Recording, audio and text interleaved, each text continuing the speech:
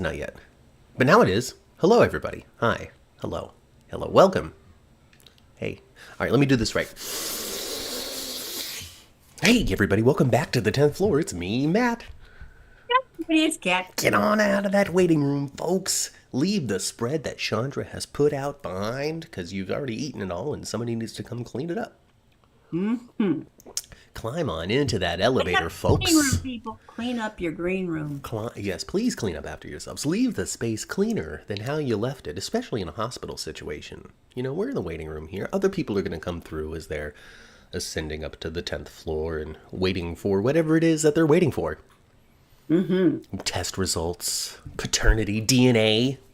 Yes. Injuries. It's like everybody's looking for Isaiah. They like that Dr. Isaiah. Oh, can I see Dr. Isaiah Cannon? I've heard he's such a magical practitioner of medicine. He does transplants, he does general, you know. He does house calls. He does house calls, because, you know, I can't anybody know, nobody can know about this, right? Right. Like, you get it, you get being quiet. Quiet. You know what it's like to shut up or you get shot.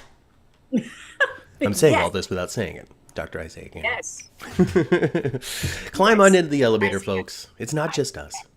Isaiah secrets. Secrets from Isaiah the Cannon Gannon. Batting cleanup. National League, because he's the cannon, so he's a pitcher, and then also he bats, so it's the National League. Yeah. There's no designated hitter here. Oh man, he should be on the hospital softball team and be that. Give it time, unless that was only for Sam, because you know Sam was always running around in that softball shirt, like, oh, I just played for the PCPD, Dante. High five. Mm-hmm. No. Woohoo! Go Chucks. It's not just us, Mama. You know, we got a full waiting room that's just waiting for us to push the button. We haven't even pushed the button for the 10th floor. We haven't ascended anywhere. We've just been talking. I know. Chandra. Hello, Chandra. Kia. Carolyn is here. Hello, Carolyn. George 22. Hello, George 22. Sandra. Hello, Sandra. And Bob Barry. Hello, Sandra. Bob Barry. Jeannie. Jeannie's here. Let's see who else this is contributed to the chat. That's it. Kaiwan. Hi, Kaiwan. Hey everybody. Hello, everybody. Get onto this elevator. We're climbing on. We're ascending. We're not climbing anywhere. Somebody press the 10 button, please. Somebody push it. Chandra. Queen of the South. Hey, hello, Queen of the South. And Liz. Push the button. Push button, Liz. Push it before anybody else gets in here. Going all the way up to the 10th floor. You get out of the elevator. You look to the left. What do you see? It's Elizabeth going home. Yeah. She's done. To the right, we've got some sort of construction happening. Something's been going on over here on this side of the hospital for the last couple of months, but we didn't know the sawdust did not travel over. No. There were no cones saying, hey, cuidado, by the way, you know. Careful. Caution. How many wings does the hospital have? Well, so it's a massive hospital. It is a massive. It's massive. It's gigantic. Okay, we've seen the pictures. It's at least 10 feet tall. They're 10 stories tall, so that's large. At least 10. That's a lot to begin with. And then the photo that they use, okay, is of a massive hospital that exists here in Los Angeles. Massive, Yes. massive. It's It has wings. It's gargantuan, that thing is. It's huge. Like you could tell. Like there's the surgery center, and there's the medical center, and there's the lab, and all sorts of different places in the at least the building that they borrowed for the photos. And then you Yes. get into the show itself, Ma. And we had a recent experience showing us how tall this hospital truly, truly is. And it wasn't because Sonny was like, oh no, what am I going to do? Help me, Ghost Morgan. It wasn't because of that. Wasn't that? What? Nope, that wasn't the scenario this time. No. Last time it was because Cody was really cold and took his pants off. Yeah, he and Molly had a little rendezvous up there. They got up there and it was cold and it was windy and it was dark and it was cloudy and it was threatening to snow. And the door got stuck. And the door got stuck and they couldn't get out and they were freezing up there on the top of the hospital. And then Cody threw his jeans down. He caught the attention of Lucas and Isaiah, who were on the ground in the brightest, sunniest, warmest Los Angeles day. Which just goes to show that this building is so tall, Mother. So tall that you experience a different weather pattern. It's like being at the top of the Empire State Building. Yeah, you could be in a cloud. on the roof. Right. So these 10 stories, Yeah. plus the roof, is really like 25 stories, plus 3 rooms.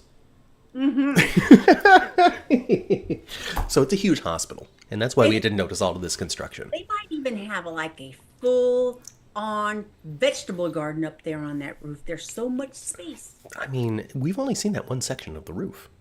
I know. And it's right next to the elevator that goes down to the secret lab. Yes. And you know there is a secret lab. We've witnessed it in the last couple of years. They took old Peter. Remember old Peter August? This guy right there? See him there? Yeah, See him I there? did. See him there? That guy? I stowed him for a bit. Yeah, they walloped him on the head. He fell down some stairs. They took him right back up there, stuck him in the elevator. Went all the way down to the secret lab. All the way down to the secret lab. Hello, Lola's mother. I remember some years ago, they had Monica, had AJ down there. Yeah, and then he woke up, and then a year later he was dead. Dead. And you know who's, you guys probably know this. If I know what you do, that's for sure. You all remember more than I do. So you know what apartment where Sonny killed AJ, who lives there now? Is it Nina's house? No, it's Jordan. That's where she's having her love affair with Isaiah. That is Ava's old place, and that's where Sonny killed AJ. And then Connie, Connie, who, you know, she's the catalyst of a lot of Ava's downfall. A lot of the problems she's still facing today is Connie-centric. And she was taken out at Windermere, right? Because wasn't she hanging out with Nicholas or something? No, I think I wasn't in the Metro Court somewhere. I know that Olivia had her psychic, like the blood coming out of the elevator happened at the hospital. I don't know. And maybe it wasn't. Maybe it was the floor of the Metro Court, like the Crimson office or something, right? The Crimson office. Yeah, because she started Crimson, not Nina. Right. Connie did, right? Yes, Connie. Yeah, her office says Kita, so there we go. Thank you very much, Kita. Yes. Hello, Melinda. Nina's tap dancing over the spot where Connie was killed. That's right. They're just having arguments over the cleaned up blood stain of Connie Falconieri. Yeah, actually, there's been 2 murders in Crimson. That's right. That's where Nathan got killed by his own father. He got shot in the Crimson office, and then by his Faja. And but he didn't die there. He died in the hospital. He woke up and had like a last scene with Maxie. Oh, I love you, and then he died. Then he died. Connie was killed in her office. Totally confirmed by our chat. It was the Quartermain, the Crimson office. The Quartermain building, in the Metro Court building. In the Metro Court, indeed. Well, Connie. Well, your ghost still haunts the cast to this day. You're right, though. You're right. Ava's life has not ever been the same since. No. She's faced a lot of heartache, a lot of trouble, a lot of tragedy. It's funny because there's still people out there that's like, Ava needs to go down for all of her crimes, and I'm like, why is prison the only punishment somebody can get? Kiki's gone. She's dead. Yeah, Ava has not had a great life. She has not. She really hasn't. She hasn't had I can't even say she's had a great life before then, because she was definitely wrapped up in the Jerome crime family nonsense back then. Yeah, she was very, very involved in the crime family back then. Yes, she did write AJ in blood, but it was misunderstood. Not Ava Jerome, but AJ Quartermain. Yes. You've done this for the last time. AJ. Sonny and AJ pretty much had that in his mouth when Sonny killed him. Yeah, no, he was like, you don't understand. See, I recently saw this clip because somebody shared it. I guess it ties into what's going on right now. Gosh, from the AJ thing, Connie, Morgan, like Sonny has every reason in the world to keep Avery away from Ava. Let's just get real, you know? And so all of that. At the same time, Ava has good reason to keep her away from Sonny as well. Those children don't fare well sometimes. All right, so that kid just needs a foster family, really, because Carly's not right either. Like, they should have just been like, you're going in this system, Avery. Nobody's going to be good enough, and it's just crossing our fingers Yeah. and hoping that you find yourself a great foster family. You cut the cord and you call CPS in the same swap. And then, maybe you can even get, fostered by a family with the last name of Foster. Because, I mean, if my last name was Foster, I would feel compelled. No, I tell you. Yeah, they should have given all these children to Brooklyn. She needs kids. Brooklyn thrives off of the laughter of children. Ever since losing Wheezy Face on, she's just been like, how am I going to get another one of those little squirts in here? Yes, Right. please move in, college-age children. Oh, yes, right? Ava is still her mom, says Carolyn. Now, I don't know Delia Ryan that well, but Well, it sounds like she was a mess all the time. saying that Ava is still Avery's mom. Oh, I think that's what she's trying to get got it. across. Well, Am I yes, correct? Ava is still her mom. I get that. And Ava and Sonny is still Avery's dad, but that doesn't mean that they're good and healthy for the child. I mean, I guess right No. now because she's young and she doesn't know, and it's easier to keep it away from them when they're this little. Yeah, but But they just showed us little Avery though a couple of days ago, they did. and she's getting tall. They're not switching that actress out. I don't think they're going to switch out Avery, and she's getting big. Yeah. She's Heck yeah. You keep the So- child. Hopefully she Yeah. becomes a great little actress, Yeah, I hope so. I hope so. I hope so. She's doing well so far. Yeah. Well, doing her kid thing, but when it's time to do the teen thing, can she do the teen thing? And that becomes a crux, right?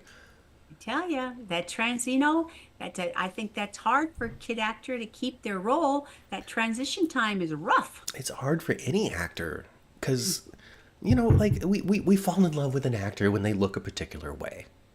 And you gotta be, like, we'll use Tom Cruise as an example because he's easy. Everybody knows who Tom Cruise is. And everybody also knows that Tom Cruise has looked like Tom Cruise since he debuted. And Yeah, has he aged? Of course he has. sure. But he's still very clearly Tom Oh, Cruise. there is no mistaking him. There's no mistake. Absolutely. And if you were to take a look at what he looked like doing Risky Business versus this latest Mission Impossible that's going to be coming out in the next couple of weeks, it's the guy. There's no doubt. This is the very same man. Now, he don't look like the same kid dancing in his underwear, but it's still very clearly the same dude. Exactly. So but he was able to kind of lock in Tom Cruise for years and years and years and years and years and years and years. And then you take a look at somebody like Brendan Fraser. That's also easy. People know who Brendan Fraser is, right? If you don't know who Brendan Fraser is, let me know right now. He had a look. People knew what Brendan Fraser looked like. When you said Brendan Fraser was in this movie, you already could imagine the look, the costume, the fitness, the hair, whatever it might be that Brendan Fraser was giving. And then he had his mental break, his issues with Hollywood, his getting pinched on the butt one too many times by somebody he was uncomfortable with. Like, he was Me Too'd to a point where he's like, I'm not going to continue this anymore. And I also understand that as a male actor, I can't go out there like Corey Feldman saying all this stuff because everybody's going to be like, so you're crazy. So he just went into the shadows. He And did? then when he emerged, he did not look like Brendan Fraser anymore.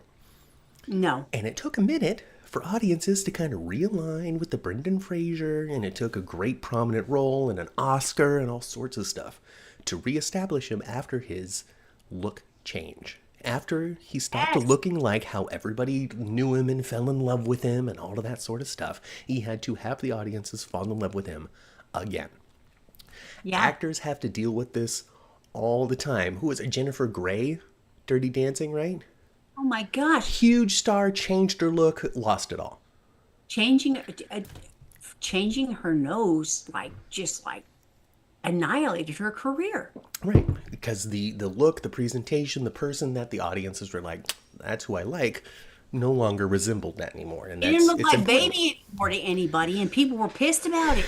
Right, and so it's different, and it's unlike like a member of your family, which you don't notice the changes over the years because you see them all the time, and their shifts and they're changing. They're grayer now, they're heavier now, they're sagging now, whatever it might be. Yeah. You don't really notice it because you see them all the time, but you see it with your celebrities. I know this is a really long, non-specific General Hospital thing talking about General Hospital, but when you're on GH, when you're on a soap like that, and your character changes, your physicality changes, you enter puberty, you're exiting, whatever it might be, it can have an effect. It sure can. And I see the shows try, like with Jake, they tried. They kept him and kept him and gave him a little and kept him and gave him a little and kept him and gave him a little until a point in which it kind of broke. Yeah. You know, like, School. right? And then he goes to his future. You know, he off of General Hospital, whatever it is that's in the future for that actor Hudson West. Maybe it's coming back in a couple of years. Maybe it's learning the new girl, whatever it might be. But if the show is like, nah, dude, we really need you. You are Jake. We got big plans. You're really nailing it. Everybody loves you. La la la la la la la la. I could totally see them trying to force it or keep him around in some way or do a Cameron. Yeah. You know, but they haven't done that with Jake. Nope. So, and I think it's just because he transitioned away from being 10-year-old Jake. They tried to make him college Jake, and it wasn't clicking the same. That's just my thought. That's my thought. And I think right now they have too many boys at the same age group. That's true too. They don't have that many ladies. Yeah, too many boys. Yeah, they got so they're a little bit younger than like our Kais and Trinas and Emmas and Gios. But like they stuck them with Charlotte because that's all you got. Georgie's still a smidge too young. Yep. You know. Anyway. I tell you what I enjoyed this week a lot. I really, really enjoyed Emma chaining herself to the mausoleum. Yes.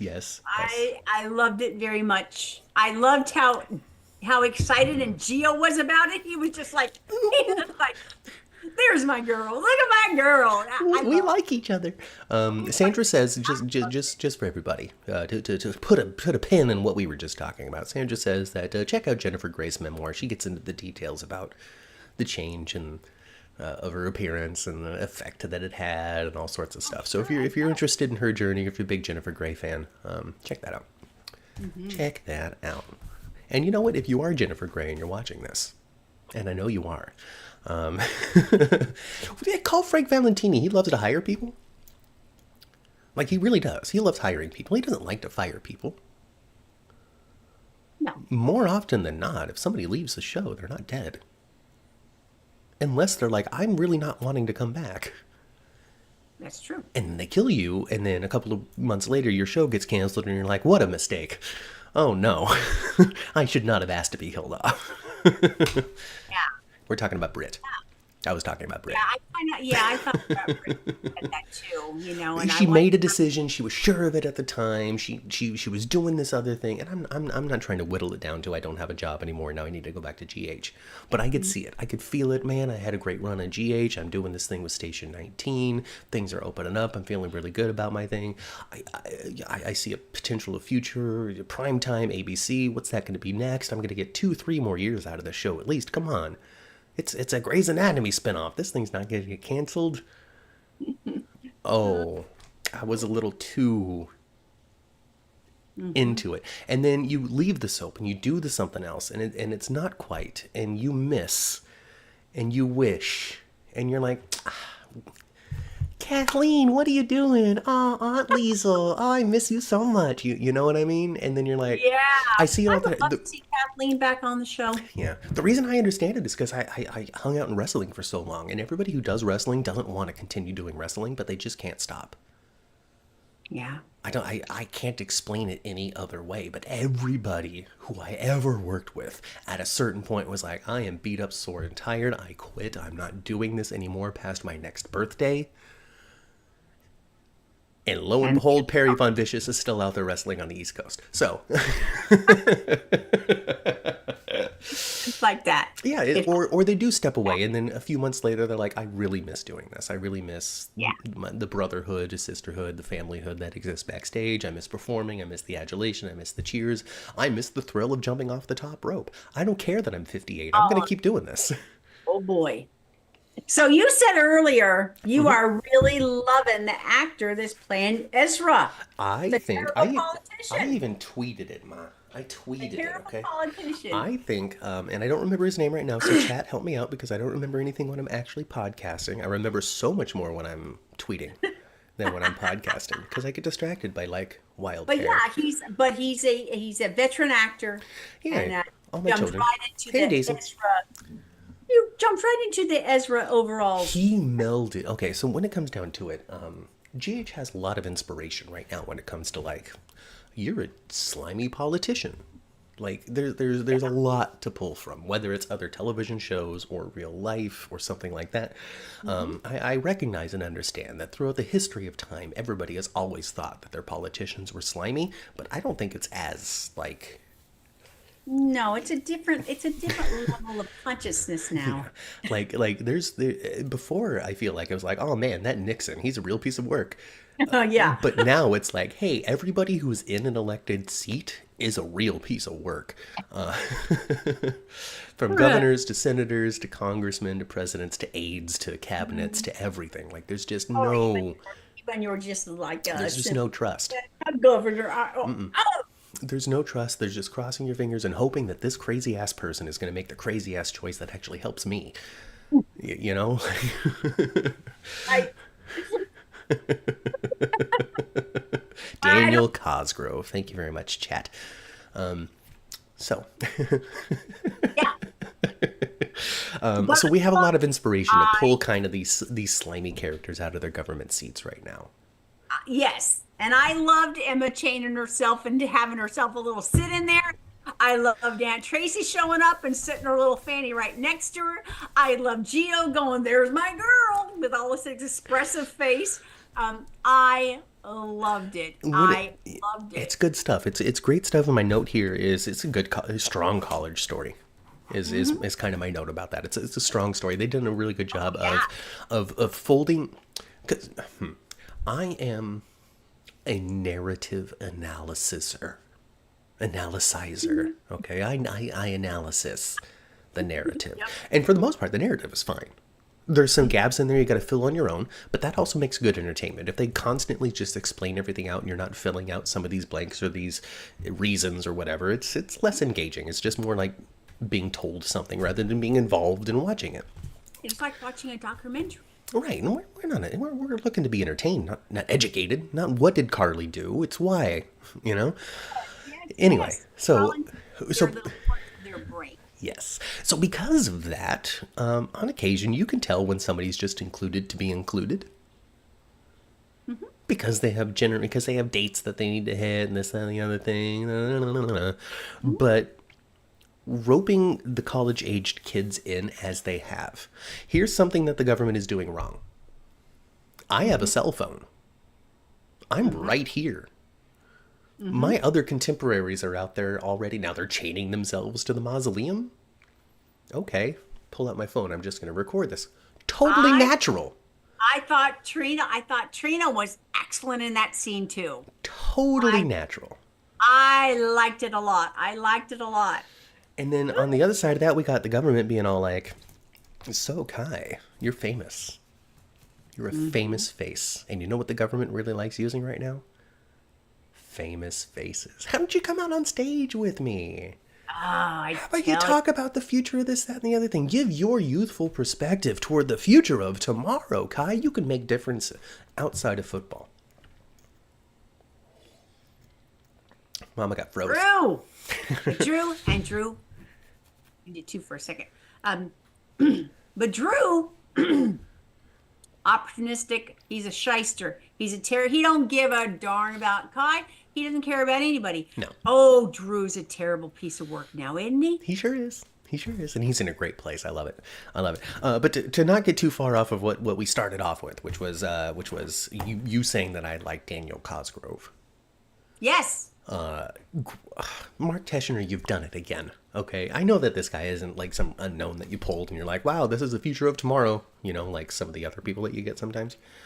But when it comes down to it, he has slipped right into this thing. And I got to tell you, Ma, his look, his suit, his hair, even his age, like where he's at in his aging process.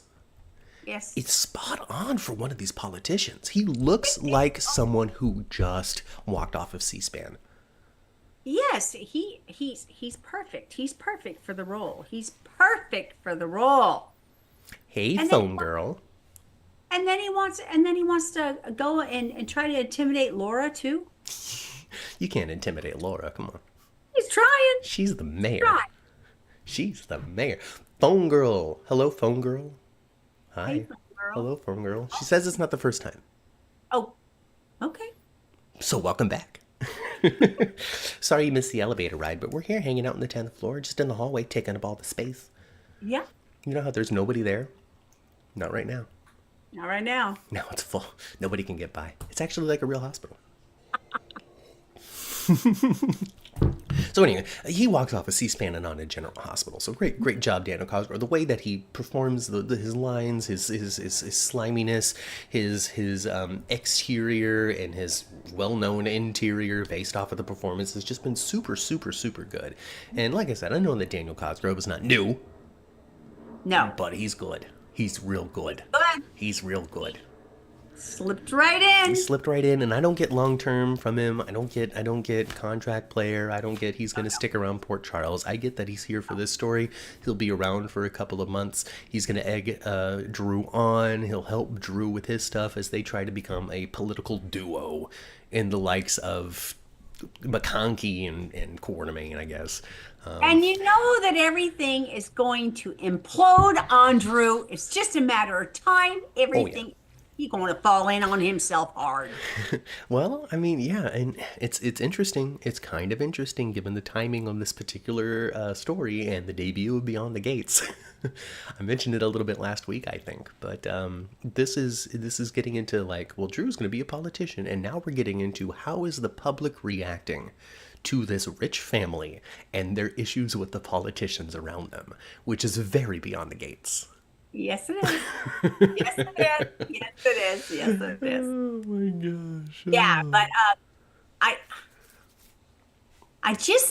I mean, Drew has just become so smarmy. You know, the fact that he's allowing he is allowing he would love for the demolition of that building to go ahead and go forward, and you know, be damned with the remains of my grandparents And my parent. and my dad. Be damned with them. I mean, are we eventually, though, going to get to a point where it's like Poltergeist, where they do, take down the mausoleum, all that sort of stuff, but then the ghosts of Edward and Lila start walking the Quartermain crypt, or the Quartermain campus, because they moved the mausoleum and the headstones, but not necessarily the bodies? Well, that's a little Days of Our Lives, but you never know. No, it's a mausoleum, and we've seen the mausoleum because we know that's where Avery was formed. Yeah, they were leaning on it the other day. Disgusting. Did anybody wash it? I hope so. So we know that the crypt is one of those typical crypts. It's not they are not buried; they are stored. Right. So they're in the walls. It's not the building that's over their grave plots. They're Right. literally so if they were to take this building down, so would the spilled bones of the Quartermain family. Exactly. And exactly. And that's why the guy was like, "Oh, what? Oh, They're yeah. what? Oh no, we don't do that here." You kidding me? I'm Come on. sorry. Yeah. So we've got somebody chained to the and you haven't done the body removal part? Oh, okay. All right. So there's And Ezra's like, well, they had months to move the bodies. there's this thing that we have in humanity, and you've walked away from it now that you're Congress people. It's called morality.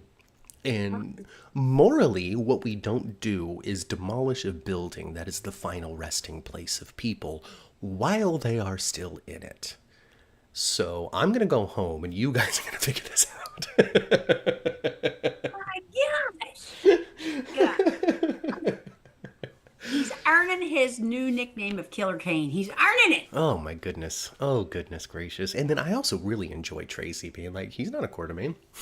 No, he's not. Congressman Kane. Huh? Yeah. You guys know that the person that you just voted for wasn't Drew Quartermain until he started running for office, right? Exactly. He changed it. Exactly. Wouldn't it be rich? Wouldn't it be rich to find out that they were like twins that were fathered by different people? Kind of Like sands through the hourglass. like Simon the other. Yes, exactly. No. Wouldn't wouldn't it be rich to find out that Jason is indeed a Quartermain and um and Drew belongs to Friday Night Hookup? If anything, it's an interesting mirror to Jason. Without ever saying it, without ever like explicitly exploring the concept yet. What like Drew is his identical twin, or had been until, he still is. He still is. He just got hit by a car. He got hit by a car, and when they saved him, they added a couple of inches. It would be hilarious. It would be hilarious someday if Drew had a child that looked just like Jason, and he can't stand it because it looks just like Jason. But the truth is, he looks just like his father himself. It would be rich. It would be rich. Good. That would be real good. And, Oscar didn't look more like Steve Burton. Well. Oh wow. Well, they didn't know. They didn't know. They didn't know until they needed to. So, so he's genetically the copy of Jason. They're genetically the same person. You can even make an argument that he's still got some Jason memories rattling around in his brain. Maybe not the prominent ones, but some. Maybe we'll call them childhood memories of growing up at the Quartermain house. We'll just call it that for the sake of it. So you could consider Drew to be. Well, what if Jason didn't bash his brain and hurt himself so bad he couldn't remember jack squat and then rejected himself from Quartermain family? Would he have turned out to be similar to Drew? Perhaps he would have. But I don't really know. I think really what Drew's main problem is, his main issue, the reason what fuels his fire is what he said a couple of weeks ago. He wasn't the chosen twin that got to go to the house. No, and so now he's going to burn the house down as best he can. Yeah, I think that's Drew's biggest I came in, problem. I tried to be the Quartermain, and you guys were like, why are you so happy? What the hell? Oh my gosh. Well, that Drew is gone. We're not getting this anymore, are we? No, we are not getting that anymore. Oh, no, we're not. That's too bad. That's too bad. Oh, I guess Vicky had the same, One Life to Live. She had the same double parents to a twin thing. She did. Yeah. Jessica and Natalie. Well, there we go. Well, hey, folks. Let's just do it right here on General Hospital, and why not? Why not? As it turns out, Drew's dad is Shiloh. People haven't, I can't say people because that's too general, but there is a large contingent of General Hospital fans out there that still would love for Drew to turn out to be Shiloh. And it's an interesting observation because nobody likes a character until you want them back for whatever reason. Because up until a couple of weeks ago, you could not get somebody to say Shiloh's name because he was a boxcar conductor, because he did this, because he was irredeemable, because of all of his crimes, because of how morality and this, and if this happened in real life, then he would have been strung up and shot 8 times and all blah, blah, blah, blah, blah, blah, blah, blah, blah, blah, blah. Until you don't like Drew anymore and you're like, wouldn't it be great if he was Shiloh? And it's like, what the hell? Well, this is what I think. This is a scenario, I think. Okay, Susan Moore, which is Jason and Drew's mother. Mm-hmm. Okay, so perhaps she was extremely jealous of Monica's life. She wanted to live Monica's life, Yeah. and that's the reason why she was stuffing Alan. Yeah. Okay. Uh-huh. Well, the other love of Monica's life was Rick Weber. Ooh. So wouldn't it be rich if Drew was actually a Weber? Ma, that's cool. And then Jason is the Quartermain. That's cool. I like that. Because Monica, once upon a time, was bed hopping close together like that. Well, that might And be I something. can see Susan doing that just because she wants to live Monica's life. That would be interesting. That would be an interesting twist. And Why not? Huh? And hopefully people would consider that honoring history and this, that, and the other thing. And it makes sense for today. Drew Kane could really be Laura's little brother that needs a ass whooping. Laura's. Yeah. Mrs.? No, Laura, because Rick Weber was Laura's stepfather. Oh, Rick. I'm sorry. I'm thinking the wrong generation of Webbers. Right. Yeah, okay. Yes, I like that. Monica also got it on with Ned too. Oh goodness, I don't know how that She went. did, but she did not know that was, Right. you How? know, Yes, I don't not the same know. level of dirty I there. don't see Monica and Ned being Drew's parents. I don't see that happening. No. Well, Susan gave birth to Drew, not Monica. I mean, that's what we've been told. That's what, yeah, you're right. That's what And we're, and and and in the flashbacks, we did have Steve Burton playing Drew in Afghanistan. yeah, we did. So we have it confirmed beyond a shadow of a doubt that they were identical. So they have to have the same Yes. parents. And remember, who was it that picked him up on the side of the road when he still had his old face and hadn't had changed it yet? I believe it was Robin. Picked up Robin or Liz, one of the two. picked up Drew on the side of the road when he still had Jason's face. Yeah, yes, it was Robin off screen, all that. Yes. Yes, and she thought it was Jason. Yes. And it was the whole catalyst. Yes. Yep. Except Laura isn't an actual weber. We know that. We were covering that. Yeah. Yeah. Oh, let's see. Monica also got a No, actually, Laura is really a gray. Yes, she's a gray, and then whatever Leslie is. Yes. Leslie's not a Weber. Yes. Leslie is her bio mother. Yes, Leslie and Mr. Gray, not Gabriel Gray, because that's Siler from Heroes. Somebody else. No. Gray. Gary Gray. I forgot his first Richard name. Gray. Rick was her stepfather and raised her after she left the Vining household. Yes. But she wasn't whining either. No, Laura's had a very complicated. You know how no Ashford's really an Ashford until they're an Ashford. Kind of the same thing with Laura. She bounced around a couple of families before they decided that she was Leslie and such. Hi, Udak. Thanks for listening to us on the road. What else is happening in here in the chat? Hey, I wonder if Vaughn is Jack's son. Asks Jeannie. I don't know. Who? I don't know. Vaughn. Dex 2.0. I've heard some stipulation about people wondering how does he fit in there? Does he fit somewhere? Does he have a past? Or if he's just he can't. probably does. He probably does. Yes, and the reason why I think that is because Brennan isn't going to have Josslyn trained by just some random WSB person. It's gonna be she's gonna be trained by somebody that Jack is gonna have push Josslyn in a particular direction he wants her to be in.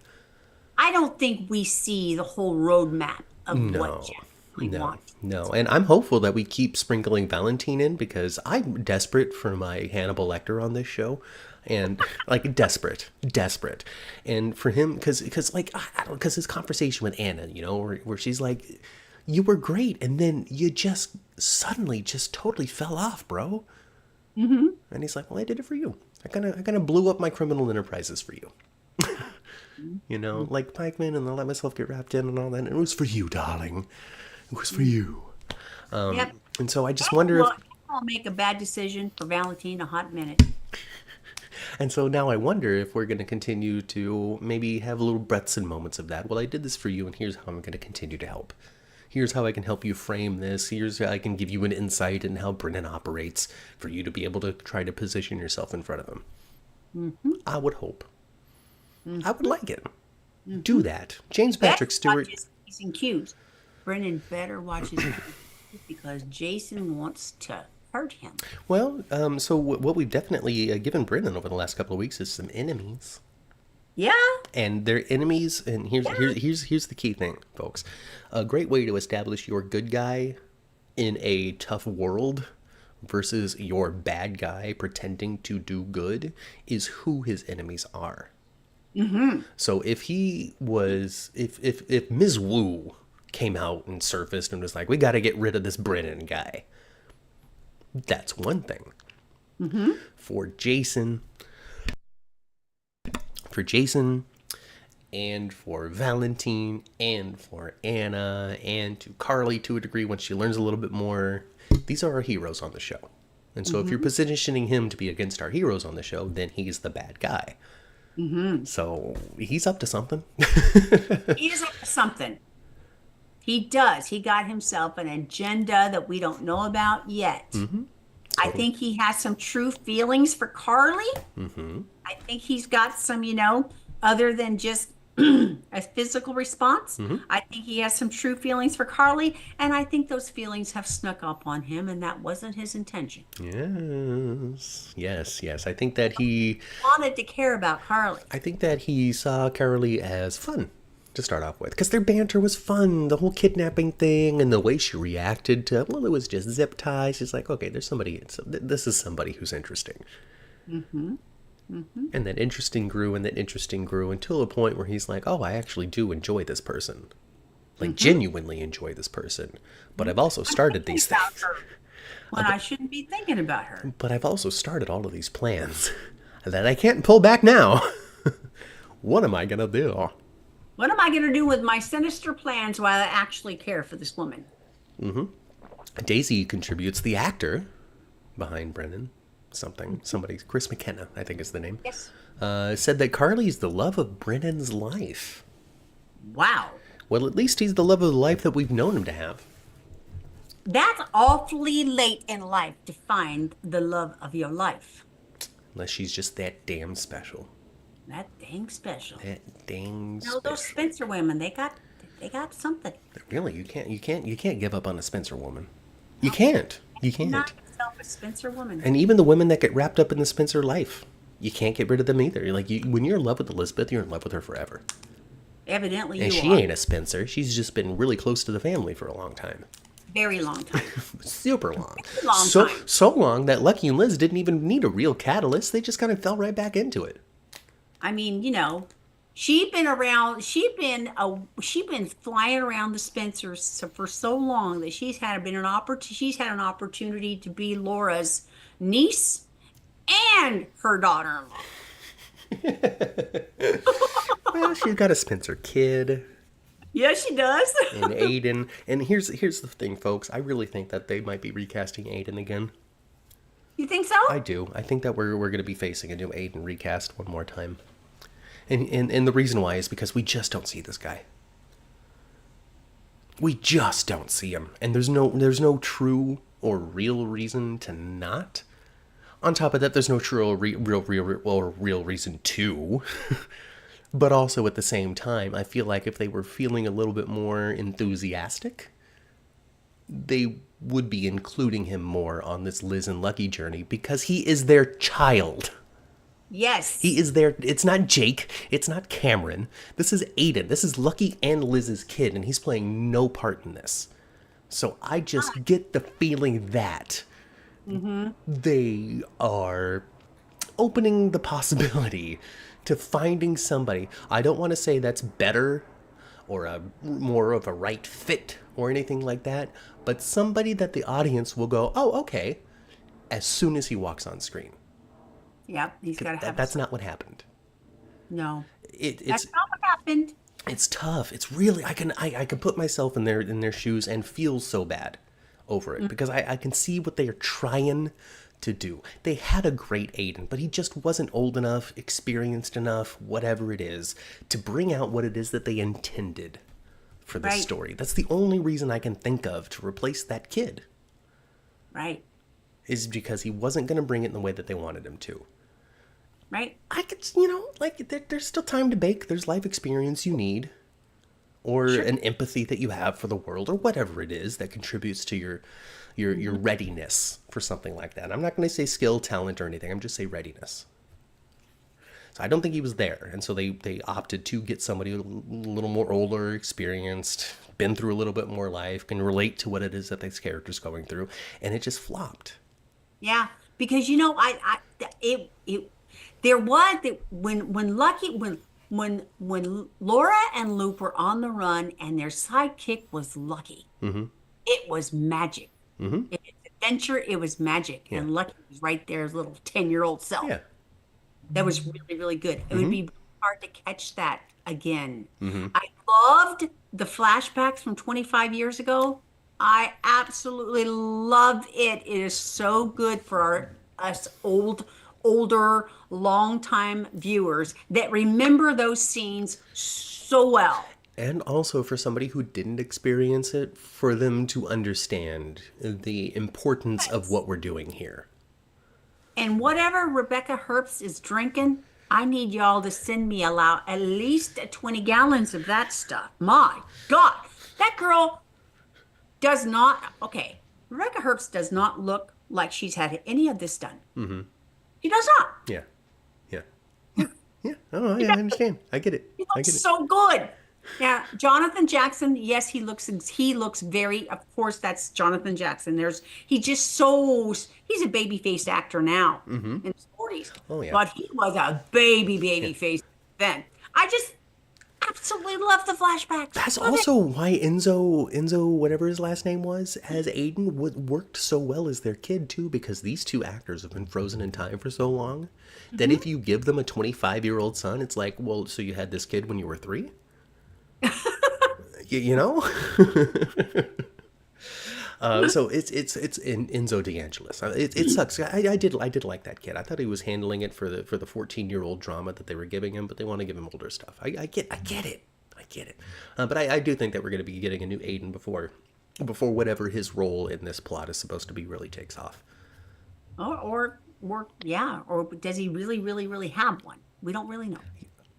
There's plenty of room. Yeah. Plenty of room. So if it's something that they wanted to do and something that, this is tough because I'm not back there. I've never crafted a soap. I could just kind of think about what I would want to do if I was ever given the opportunity. And I would want to include Aiden in it.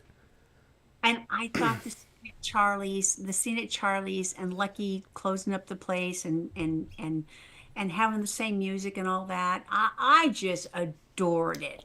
I know you love it. I love it. And I I do don't too. think that he was trying to, it didn't appear to me like Lucky's trying to like do the same thing over again exactly. I don't think so. I think that it might be just his door to whatever regularity in Port Charles is going to be for Lucky. And I think, he's been, and I think Elizabeth almost believes him that he's not leaving. Yeah, we gotta get to that point where he's like truly like, I'm not leaving. I'm not sleeping on anybody's couch anymore, Elizabeth. Right. And of course she's all like, you don't have to sleep on the couch, Lucky. Well, yeah, well, You can come upstairs if you want. the conversation he had with his sister Lulu, saying that, well, can't really say I'm staying at mom's all that much. Mm-hmm. He's gonna move back in with Liz. He's moving back in with Liz. I'm all for Liz and Lucky 2.3.4. 8.0. I'm wondering though, like, so this is.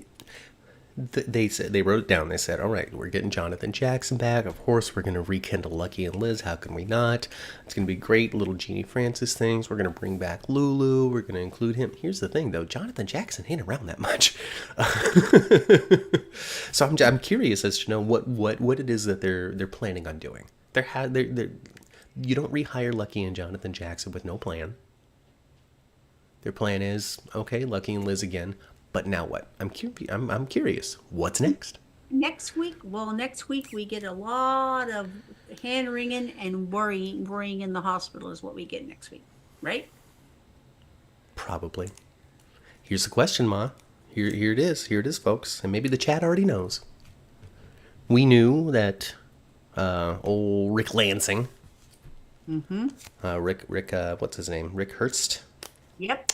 He, bi-coastal commute, East Coast to West Coast. Oh, great, it's Rick. We know he didn't sign a contract. Are we going to be losing Rick permanently?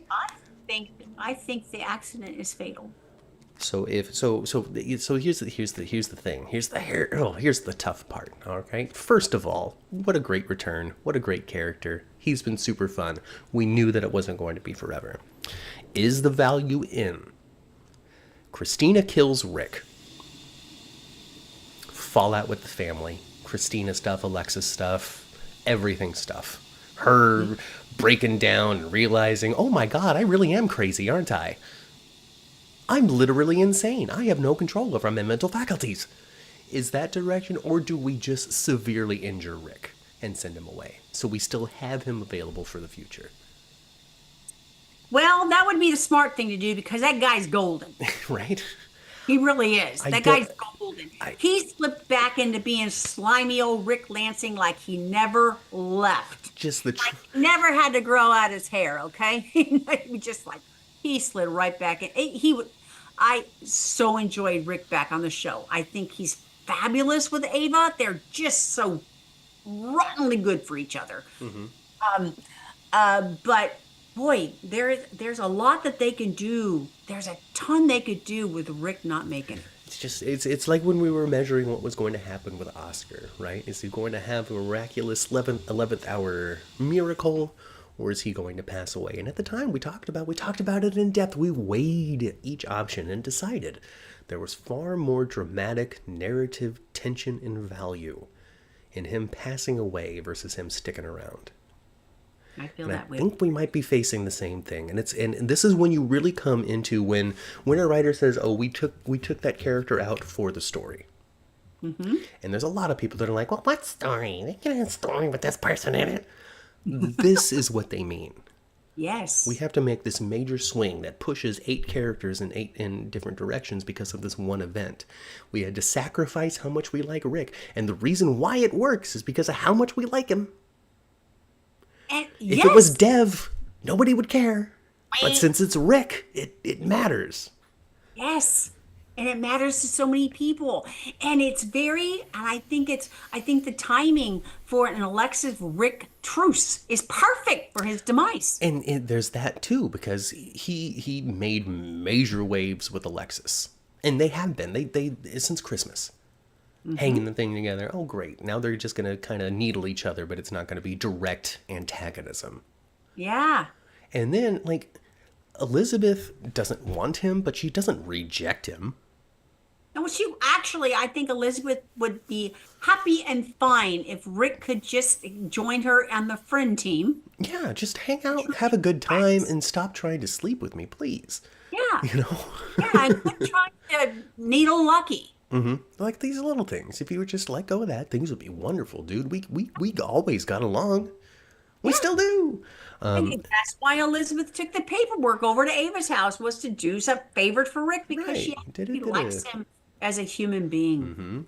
And so, but there's too much value in him surviving. There's not enough value in him surviving, I should say. There's too much value in him passing. Gosh. And it boils down to what Chandra just said here in the chat. She says, Molly doesn't need any more tragedy. Can you imagine the drama of Christina causing the death of her father's brother and her sister's father? Right. And also kind of her own kid. Yeah. And I think that is exceedingly important for Molly to experience and have. Because the depth of drama is insane. It It's is. so deep. The levels that you could go with Molly and Christina going forward, based off of the fact that, yeah, they're sisters and they got along for a long time. And then Christina made a bunch of terrible choices for a year that ruined Molly's life entirely. And they also had a scene this week where looked like they were really gonna heal. Exactly. They had a scene. So Alexis and Rick have a truce. Like we're not gonna f with each other anymore For the sake of Molly. for the sake of our family, for the sake of Molly and Christina and Malls. Oh, I miss you. Oh, I miss being called Malls. Da da da da da. Oh my gosh. And I don't think that Christina just fell off the freaking rails. Did she messing with a car was like, oh my gosh. And and letting us know ahead of time, even though, we didn't have to know very long ahead of time, but just letting us know that she's effing with the wrong car immediately. Because we know as the audience that Rick parked in Ava's spot because he antagonized her and teased her about it, basically. Yeah. Make spark on the street. Well, you'll be all right. Stuff. It was perfect. It was perfect. And Ava, no, of course not. Christina messing with anybody's car is the wrong thing to do. It's the wrong thing to do. It's However, absolutely insane. absolutely insane. But Ava just freaking just nailed that girl to the wall in that apartment. Just threw her baby's death in her face. Just don't get too close to the window. We don't want anything to happen. Oh my gosh. She messed with her so hard. He, And he- she messed with her so hard. And the person around the corner being able to listen to everything, Mr. Rick, he may not have a voice after that day. no, he probably won't. You know parking garages have cameras. The footage is there, says Chandra. Please, Chandra. You think they use security cameras on General Hospital? Ha! They've been disabled by somebody. Christina knows cars enough to do that, and quickly. Eye roll. Why couldn't she? Well, you know what though? If you okay, I don't find that beyond belief. so brake lines, evidently, right? You can get to those from the bottom of the car. You can get to those by the bottom of the car. Yes, you can. And if you want the car to crash to begin with, you're not going to be all as selective about what you're cutting. You're just going to be cutting down there. Cutting what? Here's a tube. Here's another tube. Oh, this looks like it's it. Click. Yep. Well, that looks like it has juice in it. Let's cut that. It's not like she hot-wired the car. You know, that would require a little bit of know-how. But to cut a couple of tubes under the car that's next to the wheel. Yeah, and especially since you wanted to crash and you're not being selective about what they are. Yeah, you're just trying to You just want that sucker to start and just roll. trying to murder Ava. That's all I'm trying to do. Yeah. Just trying to murder her. It's not a big Yeah. deal. Not a big deal. But Mara even West though- was fire in that scene, so that's good. Yeah, she was. But Christina immediately had a oh crap moment. What have I done? Yeah. Well, yeah, so she what's going to be, what I hope that they do is, Ava knows all of this stuff went down. We figure out quickly that Christina's responsible because it's not a hard jump to make, Oh, they're gonna especially for find Ava. what's tampered with quickly. Even if it's not because of the camera in the parking garage, there's going to be suspicion toward Christina very early on, especially by Ava. And so now we continue to get that confrontation, that Ava on fire moment of her being like, so you're me now. Mm-hmm. So I need you to frame this and understand, Christina, that the way you are behaving is behaving like I do. Mm-hmm. You are so blinded by revenge and so blinded by anger that you're cutting brake lines.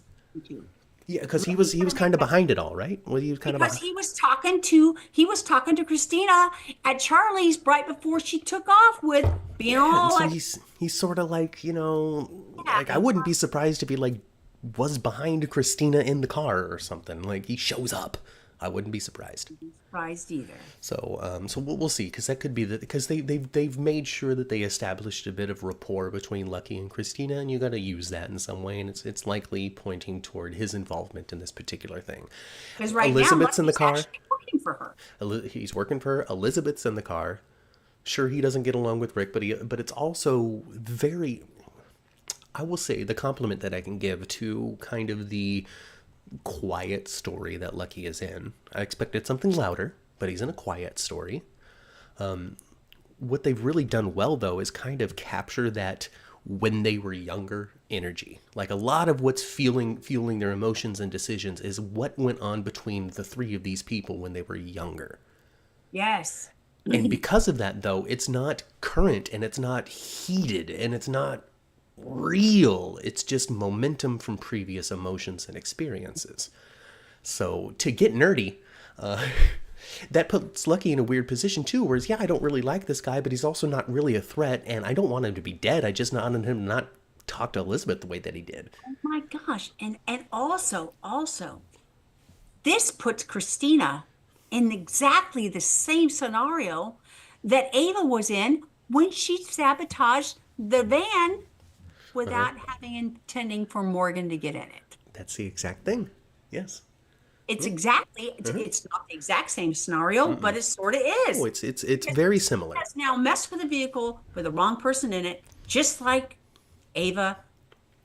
It is going to be a huge moment for Christina, and Christina is either going to emerge from this realizing the terrible errors of her ways since the whole Irene Adela thing, or is going to fracture her into a point in which she is your traditional, totally broken soap We character. might find her in a white rocking chair looking out a window. That could be happening. Who knows what's going to happen with the future of Sonny's and his criminal enterprise and such. Who knows what's going to happen there? It's sad to say, but narratively and story-wise, Rick dying because of Christina's brake cutting opens so much. It opens so much. I'll be surprised if Rick survives. Now, Elizabeth, on the other hand, will be She'll be fine. She'll be fine. We're going to see a lot of Jonathan. We're going to see Jonathan Jackson's great ability to cry. And he's going to be pissed at Christina so much. My gosh, it's all going to be, the 10th floor is going to be a hopping. It is. It's going to be really cool. It's really, really cool. We should talk about this, and thank you very much for bringing it up right now, Chandra. Because we should talk about this. What's that? Chit-chats, conversations. Nobody's going to hurt my kid. And we close on not just a picture of Michael, but a picture of Michael and Morgan. Yes. You had to pay Daniel Craig for that, folks. I saw that. Yes. I was like, oh, look at both them boys. Here's the thing about General Hospital, and sometimes it takes some of the fun and the surprise away, but you had to pay Daniel Craig for that. They don't have, I'm going to pay you because we want to use this specific photo money. So if they're going to pay, it's for a reason. So instead of having Michael's bandages removed, we think, oh, we're going to meet the new Michael. Ooh, this is him having his bandages removed from the fire that he was in. What if we do a scene with an unbandaging, and the face isn't of the new Michael, but of the old Morgan? Oh, wow. That would be awesome. And that would even Thank you, Brian Craig. That would even make Christina even feel worse. Why? Because Ava didn't really kill her brother. Because he indeed alive, but Rick You still took him from my life for years. There's still enough to be mad about, I think. Oh, sure. I like that idea. Yes. Yeah. So I'm wondering if that's what we're gonna get. We're gonna get that red herring. Oh, because we're talking about Michael. Oh, he's recovered. Oh, he's gonna be let go. Oh, we can't wait. And then we do that false scene where somebody gets unbandaged. You think it's Michael because we were just talking about it, but in reality, we're actually really re-debuting Morgan. I like that idea. But Michael has to come back too. I mean, he will. Michael's doing so well. They keep on talking about a second skin graft, and he's been on chatting on the phone with everybody now. So Michael is going to be back soon. He's fine. And who knows? Maybe Chow Duel just needed to go do that play, and he's going to come back like, hey, rested and happy. Who knows? Sandra likes that idea. Thank you, Sandra. Oh, my goodness. Brian Craig is the name. Yes. The camera focused on a pic of Morgan and Michael in Sonny's office. Yes, indeed it did. I think that we might be getting Morgan back. I didn't think about it that way, Matt, but you're right. There is no reason to use a photo of the person and give them some moolah for no reason. It's unfortunate that I'm able to separate the reality of the world and the show like that, because it would be great if I didn't think along those lines. But I am also a podcaster, and this is why you come listen to us talk about the show, is to make up things about what's happening in the future. So we're gonna continue to make it up. But I do think though that they're going to be this coming week. They're going to be spending a lot of time in the hospital. There's going to be a lot of angst about are they going to survive or not and everything. A lot of hand wringing. They're probably going to have to let Emma get unchained somehow from the crypt, so that's got to be addressed next week too. Just dragged away by a bulldozer. Ah! The bulldozer picks her up, and she's in. They don't have the money for that. Oh, oh my gosh. So yeah, I think that's what we're going to see next week. So I think the Geo thing will not be addressed for another week or so. No, we might get it maybe toward the end of the week or something, once the aftermath of this dies down a little bit, and we widen the scope to explore what else is going on in Port Charles. But yeah, I think next week it's going to be fairly centric to the Davis sisters and Lucky and Liz and Rick and the aftermath of this and the fallout of Christina's terrible choice. There's also, the Sonny part of it too. I'm dying of a heart attack over here and you're cutting brakes. Like, come on, lady. Oh my gosh, we have to talk. Oh my gosh, we have to talk about that, you guys. I wanted her to just mimic Tracy. I mean, I know it's silly, but I wanted her to say, Sonny, do you need your pills? Oh, Sonny, you need these pills, do you, Sonny? Oh, Not quite there. Like when it comes to framing it. No, didn't she? No, she didn't. But so when it comes to the framing, so they were purposeful. They wanted to allude to without copying. The classic Tracy and Alan scene. So much to the blocking, where they were standing, the distance, the standing over, laying down, reaching for the pillows, and they did that for the still photo. The photo that we got for the preview for next week of him laying there with the bottle and her standing over it, because General Hospital uses you for engagement. They the bellows, bellows, those things, the old cartoon way of flaming a fire, like the bellows. Flaming the fire, yes. Exactly. General Hospital does this on their social medias because they know that you people who love to hate on the show but still watch every week will take that and then for 7 days or an entire weekend, whatever it might be, talk about how much you hate this moment coming up. Hashtag GH galore. Character names all over Twitter. High on the trending because y'all won't shut up about how you hate something that hasn't aired yet. Mm-hmm. And they know what they're doing. They didn't do it. They didn't copy. They're not dancing on worshipped scenes of the past.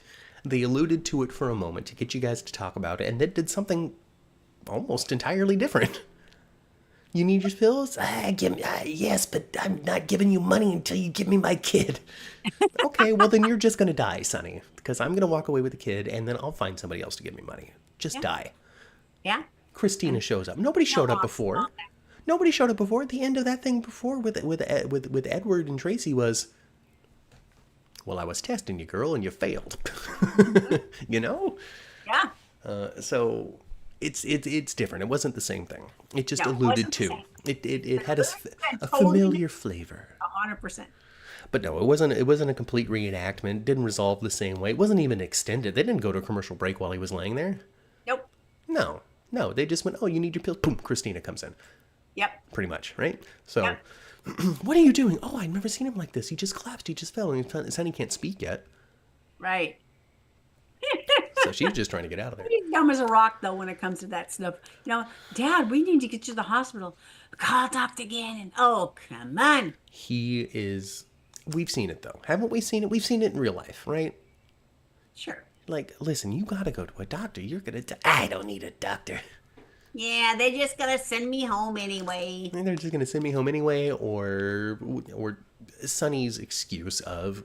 Nobody can know otherwise. They will put another bomb in my house. Yes. Which is not wrong. He's not wrong.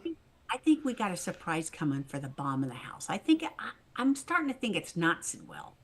That we are going to have some kind of... Valentin was almost explicit saying that was Brennan who did it. Yeah. So I'm not so... It's not sure it's necessarily going to be a big shock. Now, who's this Selinsky person? Selinsky's tied to Brennan, right? Or is he not? Or is he just the name that they found? Remind me, folks. I can't remember. I remember. How did they track down Selinsky? Because I can't recall in this very moment in time. GH is Drew caning us, manipulating the audience for personal gain. You're right, Chandra. You're right. I love it. I love it. What if Morgan was being controlled by a clicky pen? And he was the West Coast threat mentioned in the past. And he was behind the explosion. I mean... That's a different thing that we could do. If we really wanted to villainize Brennan even more, he's had Morgan this whole time. He's turned Morgan into a WSB asset. Morgan doesn't know. Yeah. But Brennan has been manipulating this man. Well, we've heard from the very beginning from Anna. Brennan is not a good person. Brennan, he was the man. He was the one that stole the $1 million to start Pikeman. Brennan was the center of it all. We got wrapped up. And what? Good old Carly. She always gets hot to trot for the wrong guy. I mean, it really gets the audience. Well, yes, yes, we've talked about it before, and it also gets the audience talking that the unfortunate cast change, the actor change. Like GH did it. They did something with it. They didn't just say, okay, well, here's this new guy. Like they kind of folded it into the future of these plots. Yes. Now, And you can even take it like artistically as well. I mean, sorry to interrupt, but you could take it artistically as well. New face. Now his face changed. right. Like now we're seeing the other Brennan, not the one that we really liked, but the one that we don't trust. His That's pretty face smart. literally changed. That is smart. That is smart, actually. But I still would have preferred the original Brennan to I been think in. everybody would, and I think that this would be different. I think that the momentum would be way slower in this. I think that we're starting to really hit the Brennan's not a good guy beats a little bit faster than we would have if it was still Charles Measure because of just the charm factor. He's just so gosh darn charming. Yes. And people really were starting to, they were liking the Carly Brennan. They liked the actors together, something we talked about at 9 a.m. during the Days of Our Lives podcast. If you didn't know we did one of those, folks, check it out. We got a whole library of over a year of those now. We were talking about something about that on the other podcast, and it fell out of my head. I'm just not focused this morning. Sorry. Oh, no, it's okay. Other podcasts, something about a changed face, something about a new opportunity, something about a new actor, something. Just go watch that podcast. You know what I'm talking about. Brennan helped Forsyth burn down Anna's house, reminds us. Phone Girl does. Oh. Ah, okay. So there are a couple of differing recollections in the chat there. Yeah. Phone Girl says that Valentin gave Sonny Selinsky's name, and then Chandra says that Brick found Selinsky on the dark web. So I don't know if it was both, or one of them, or if Spinelli found somebody on the dark web. I don't remember. I kind of felt sorry for Brick in his lavender suit that he was wearing that lavender suit. He looked good. I did feel sorry for him there at Jordan's door with his bouquet of yellow flowers. I Kind of guess felt I guess they kind of had to give that little romantic beat an ending, right? yeah, they Couldn't did. just kind of like let it flapping. Oh, remember when Brick liked Jordan and we just never talked about it again? Exactly. They gave him a moment. And when it comes, your opinion aside of Stephen A. Smith, like there's people really like him or they really don't. There's kind of no middle ground when it comes to Stephen A. Smith, except for me. I'm like, okay, I'll take him or leave him. I don't care.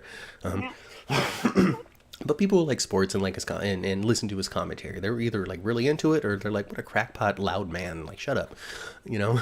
He's very exuberant and very big on his sports stuff. Right. Not like Brick at all. He is acting as But Brick. for someone who fell onto the show because he's friends with Maurice Bernard, found a little bit part to play, they gave him a little something to do. From the Stephen A. Smith point of view, it has to be fun. It has to be interesting. Even if you're playing even if you're playing the disappointment of your character. It's something. It's something that isn't, oh, Sonny, I figured out the answer for you. And so it's different. It's something else. It's an enjoyable. Brick's going to figure out what Isaiah's past is. Is he the one that recognized? So I recognized Isaiah. Was it Rick? I think it was Brick. Brick? Let us know, folks, because we were talking before the show. Before the show, we were saying somebody recognized Isaiah, but neither one of us remembered who it was because we're busy people. Well, now that I think it was Brick. Okay, well, if it's Brick, then that cool, that makes sense. I don't want Isaiah to be Brick's kid. I don't think we need Brick's family. No, I don't. But for Brick to have like passed through Landview and knew about the Gannons because they were kind of shady people, that's fun. I like it. Ah, yes, Brick. Yes. Brick. From the chat. Brick drop hints that Isaiah Gannon isn't clean. We know he's not clean. Yeah, we're going to find out We know that he's a good person who has a haunted past. We already know that, right? Yes, and when we really are going to find out anything about Isaiah that's not something, shiny and pretty. We find out something about Isaiah that's not favorable is going to be after Jordan is hoodwinked by him hard. Maybe it's not even, well, yeah, something unfavorable, something he did in the past, but maybe it's even something that Jordan would like understand and want to protect him from. It The could be. consequences of this choice you were forced to make, and I know the man you are now, or I know the man And who you she are in your has, heart. and she's had professional things, professional choices muddy up her personal life in the past big time. She came onto the show that way all Yeah. those years ago. Yeah, and it came up with the Cyrus thing, and like Jordan hasn't had the cleanest past either. No, No, no, no. her professional life muddies her personal life It's all the time. Jordan is one of those really interesting, kind of unique characters that exists in Soapland. It's because every actor has really been a very different Jordan. Mm-hmm. I'm not even saying, well, my interpretation of this character is different. No, who she is, what she does, is different with every actor. And so Jordan hasn't necessarily had a through line. You had the Vanessa Antoine stuff, Yes, which was, I think, the original one. believe so. Yes, And then you went into the Brianna Henry, I think was her name, yes, into the Jordan that I knew the best. yes, And she was the one with the gun with Cameron and the kidney and really the big Cyrus stuff was yes. that Big Jordan. virus stuff. Yes, Then they switch out to this Jordan, who we've had on the podcast, yes, we have. Tanisha Harper. Actually, and this is my favorite Jordan. Actually, Yeah? I Yeah. think she's been on. I think she's had enough story, and she's been on long enough now. Actually, she's really grown on me since she became the deputy mayor, and her scenes with Drew. Yeah. Yeah. There was a spark there before Drew was evil. We're like, oh, Yeah, maybe, yeah. interesting. Oh, what do we And they were continue on with talking good guy Drew? together, and she was coming up with all these great ideas, and and he was like, yeah, but he wasn't trying to steal them from her yet. Right. So, she's good, but every Jordan has been pretty different, I think. Yes, they have. And then now I think that we've stripped away a lot of what made Jordan from before, like the cop part and TJ and relationship with Curtis and all of that history is kind of gone from her now. Like they slowly removed it over time, and now have. Jordan is kind of really different in big ways. She is, and I think they're making her more. She's less supporting and more main now.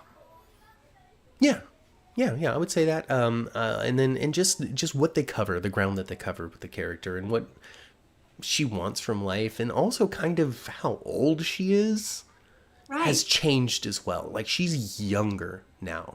She was desorest.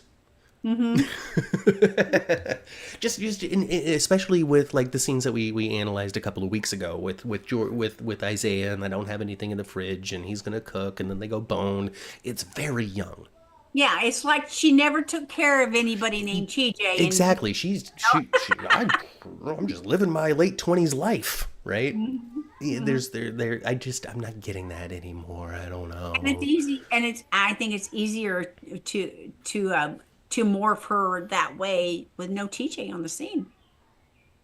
It's a lot easier to do it without TJ. Like, and we talked about it before. We don't need to get into it again, but they've lost the pulse of TJ, and he needs to go away anyway for a little while.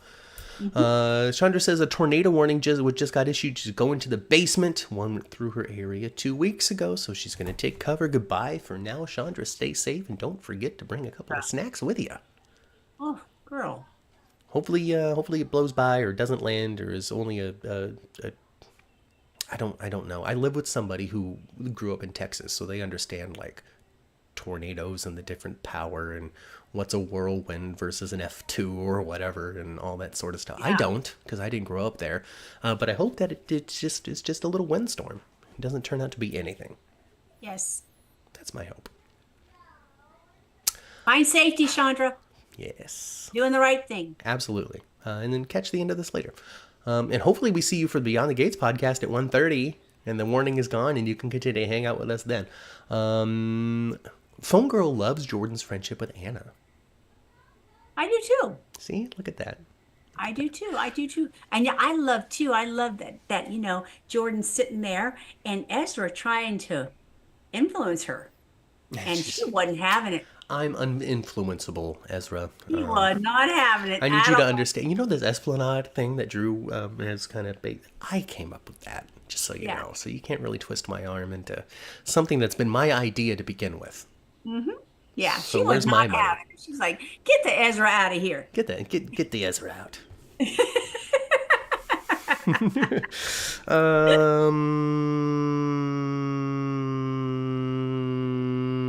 That's it.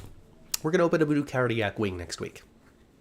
I think we are. We are going to open a cardiac wing probably on the 1st. And then what you had said before we went on, you gave me a little piece of information that I didn't have, which was that the original intention for the anniversary was not surrounded because Leslie had passed, but because they wanted to give Leslie one more.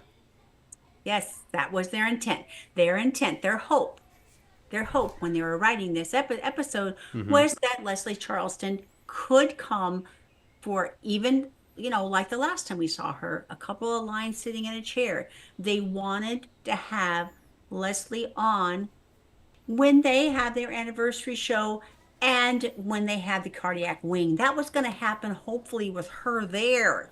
So hold on to your seats, folks. This is not a tribute No. episode to Leslie. That will be coming later. Yes, yes. This is very similar to what happened last year, I think, where they had something sort of about Bobby at around the same time, and it just so happened to coincide. Because here's the thing, folks. Bobby isn't real. Monica isn't real. Leslie is. Jackie is. While Bobby wasn't on, and while Monica wasn't on, Frank Valentini still talked to Leslie and still talked to Jackie and knew what was going on and the challenges that they were facing in their life. And because Frank Valentini is not a bad man, he's actually a really, really good man, at least from what we can see. He puts together things for these actors to come on in and say thank you very much, goodbye. But the timing just hasn't been working. Right. The timing just hasn't been in their favor. So this is what we're getting, and it's fun. It's good. It's good. I'm glad. I'm glad we're getting something, and we'll see what it looks like down the line. That episode was originally written to homage to a living Leslie. Yes, a living Leslie. And so now it's going to be the homage to the living Leslie that she couldn't participate in. And very shortly after, I would imagine, we would now get into Monica Passes. I can see that there's been enough time since Leslie Charleston passed away for them to have their original plan of the Monica Quartermain wing. And then afterward, they go upstairs to give her dinner, and she has passed. And it becomes now, instead of, oh, God, it becomes she achieved her life's goal. Her life was complete. Her life meant something. Yes. And it makes me think of Charles Schultz, who did Peanuts, Charlie Brown, Snoopy, all of them. He drew that thing, retired, and then died a week later. Because that's what he was supposed to do for this world. And so I can see something similar, maybe them doing that for Monica, and her passing isn't some, I mean, it's tough. She's elderly, and when you get into elderly people, when they pass away, the longer they've been around, the less tragic it becomes. You know, you're 65. What a terrible loss. You're 75. Well, you're kind of old. Wish it was a little longer. 85, 95, 100, 105. That becomes less, I'm devastated, and more, what a life you lived. Exactly. And I think that's where we're at with Monica. So it was never going to be like a tragedy, but this Right. could be they could really use this as a button. Oh my gosh. Wait till they read the will of Monica someday. We are all going to have, all of us will collectively hold our breath to find out Who has she the house? pays the house to. Absolutely, and that's a lot of fun to look forward to because you know it's going to be Quartermain crazy. It's going to be Quartermain-licious. Because It's going to be like our friend Kathy from convention. It's going to be Quartermania. I mean, if I was writing it at this very moment in time, Jason would wind up with the house because he doesn't want it the most, Oh, I think so too. and Tracy's going to be angry. Tracy's going to be spinning. Or she might surprise us because that's what happens with Tracy every once in a while, and Jane Elliott is amazing. Yeah, she And she is. might turn around and go, couldn't think of anybody better to give it to. Tell you, one of the best things that's happened at General Hospital in the past couple of years was Jane Elliott saying, "Retirement ain't for me."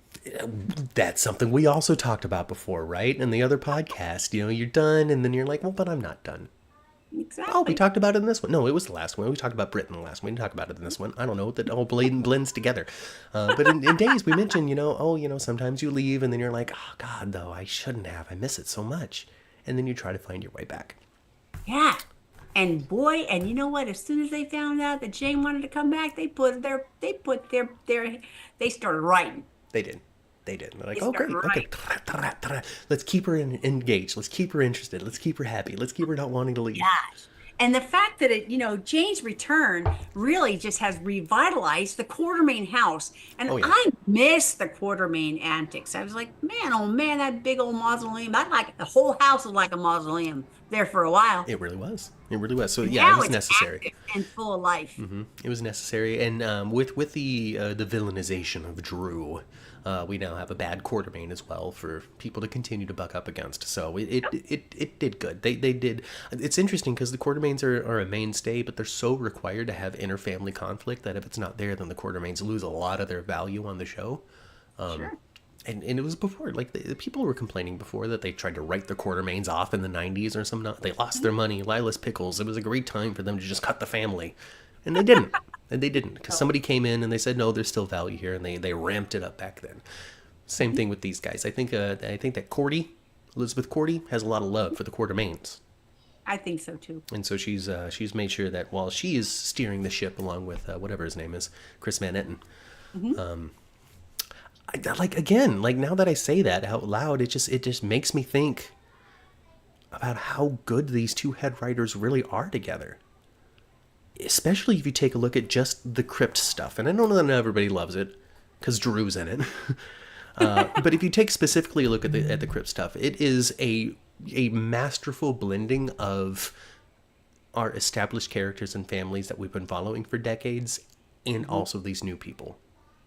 Because it's really given the young people on the Quartermain property some strong reason to do stuff and be there. Like, why are you living above the garage? For this. Yeah. For this. So they're here. Yeah. They're in their proximity. They're watching it in real time. Now we know why they live above the garage, and it's not just because we don't really know where to stick people. No. It's good. I like it. I It's wonder very- when Lois will be back. Soon. Rena Sofer is off filming a movie. She has not been written out of the show. She went to Bensonhurst to collect herself after the confrontation with Brooklyn, but Lois will be back before long. She's just off for a couple of weeks to film something. Yep. And I think she'll come back with some honesty and clarity. With some truths. With some truths, yes. And I don't know what's happening with Olivia. I don't know where Olivia is. I think that there's been plenty of room for Olivia to be in this story. Yes, I think so too. But She's gonna be mad as a hatter. But- Olivia's gonna be off her Bensonhurst when she finds out about this, man. But given the way that General Hospital treats their actors and their characters, I do not believe that they are unable to come up with something for her to do, unwilling to come up with something for her to do, uninterested in coming up with something for her to do. I just think she's not available. I don't know. I don't know why. I don't know what these actors are up to. They do independent things. They do plays. They do all kinds of different stuff when they're not on contract. Yeah. So I don't know what it is. But I don't Yeah. think it's from lack of want. I think it's from lack of availability or ability. Well, I think in one person's case, that may be incorrect, and that would be Ken Schreiner. And I need myself a little Scotty every now and then. I don't know. I don't know. I don't know anything. We're not back there. We just speculate and What's guess not? all the time. I can see He lives though. in LA, but he got his finger on the pulse of it. No, not at all. I would love to. Fido Xavier, give me an update all the time. I can see when it comes to the Ken Trainer thing, and I'm just talking out my butt here. I don't know. Ken is a very specific man, a very specific talent. And also somebody that's been around long enough for him to be comfortable enough to be like, hey, Frank, how about this? Hey, Frank, how about this? Hey, Frank, how about this? Somebody who really wants to achieve kind of the same importance that he had on the show that he did when he was younger. But the show not really seeing how it kind of fits and how and what we're doing now and what's going on now. I can see them coming to a quiet decision that not including Scotty any further is a little bit easier than keeping Ken Schreiner around for him to come constantly visit my office to give me my pitch over what he thinks he should be doing. Because he's not quiet on Twitter. He's not silent on social media.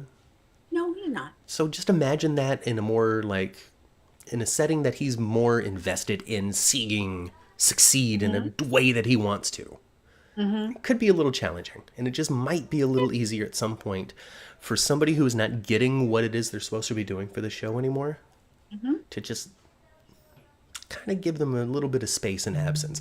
And that's not to say forever. And I don't even know that this is what's up. I'm guessing. You're just spinning. I'm just spinning. But why would you write Ken Schreiner out if it wasn't because of Ken Schreiner to some degree? Yeah. I'm guessing. I don't know. I don't know. hope But they he's a find- big, boisterous man with strong opinions. We know that. We've seen that. We've done interviews with him here. We watched him speak on stage in front of fans and stuff. He's got a lot of love, a lot of history, and still a lot of passion for Scotty Baldwin.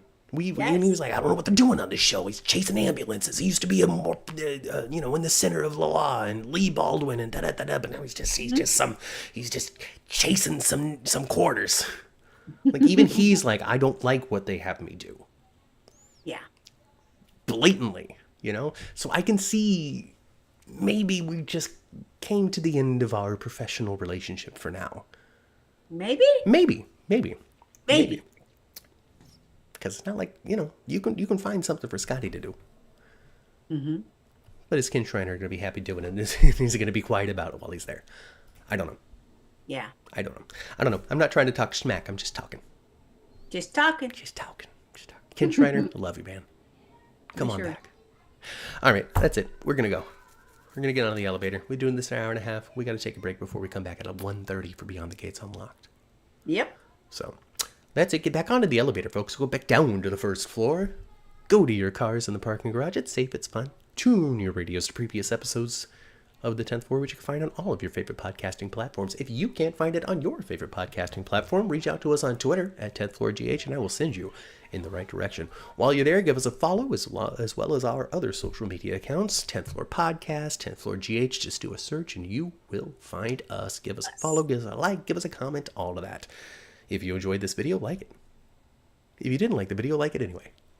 If you're looking forward to the bandage unwrapping and showing Morgan's face instead of Michael's, give us a like. And subscribe to the channel if you want to see more. We do podcasts all morning long on Sundays, starting with Days of Our Lives, going into General Hospital, and finishing off with Beyond the Gates, which we're going to do today at 1:30 p.m. Pacific time. So join us for that. That is it. Go spend some time with your families. I've been Matt. I've been Kat. And we'll see you in just an hour. 50 minutes. For 40 minutes. 40 minutes. For Beyond the Gates Unlocked. Bye!